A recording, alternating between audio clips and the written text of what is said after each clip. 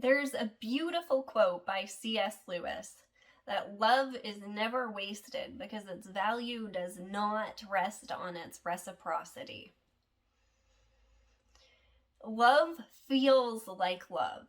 So when we love someone, we're not expecting that they need to love us back. And that's sort of the vulnerability in it. When we give something, when we put our everything into a piece of art or a piece of writing, not caring what anybody's going to think about it, even our own style, even the way we present ourselves, apparently, not caring but doing it because it feels good to do. That's love, and that's authenticity, and that's also what's meant by the law of attraction. Stop trying so hard and enjoy yourself, because that's all anybody wants and all anybody will really accept from you anyway. I mean this to apply to our relationships. You love someone. You don't care if they're in a bad mood. You don't care if they throw it back in your face. You appreciate someone. If you're a single guy looking for some girl to give you some sort of validation, you just stop and you appreciate the heck out of everybody in the room that you're in. And that feeling is that expansive okayness, and it does not care that you're getting it back. Love feels like love. There's no giver and no receiver in it. If we love somebody, we feel love. That's the reward in itself. It doesn't care about reciprocity because it is its own direct reward. And so often we have ideas about love, and love turns into some sort of self-sacrifice.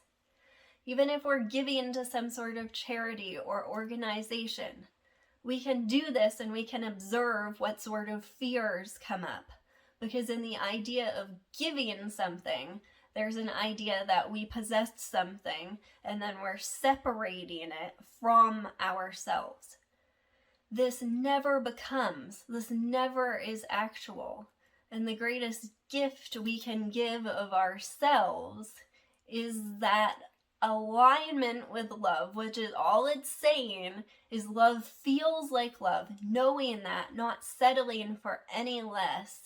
And we're also willing to make the most out of life, to create things that we can't think or dream, just because it feels so good to do so. Everything that self-development is trying to get to is here, is effortless, and it ends up being nothing.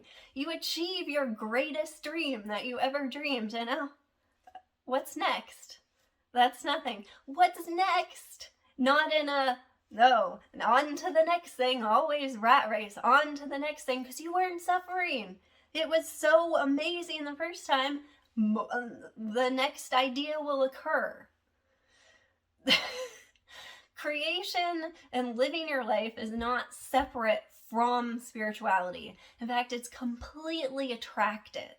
Everything that comes about, whether it seems mundane or small, everything your attention is drawn to is not material. It's all spiritual.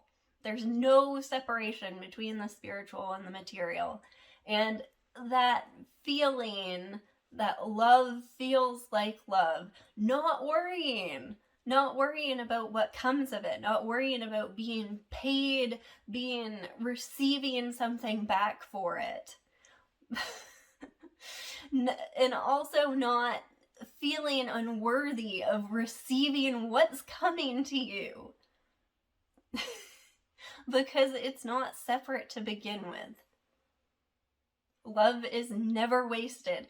Nothing is ever wasted. The only idea of waste is in the idea that something is wasted. I remember going through a time where I started realizing at a very fast pace that the way things were, the way I believed things to be, were not that way at all. And this effortless clarity ensued. And during that time, I went to my parents' house, and my dad had been given as a gift some homemade kefir from local grass-fed organic cow's milk or something like that. And it had gone bad. And my parents were pouring it down the sink, and they were both very felt that this was a terrible waste, and they were exclaiming over it.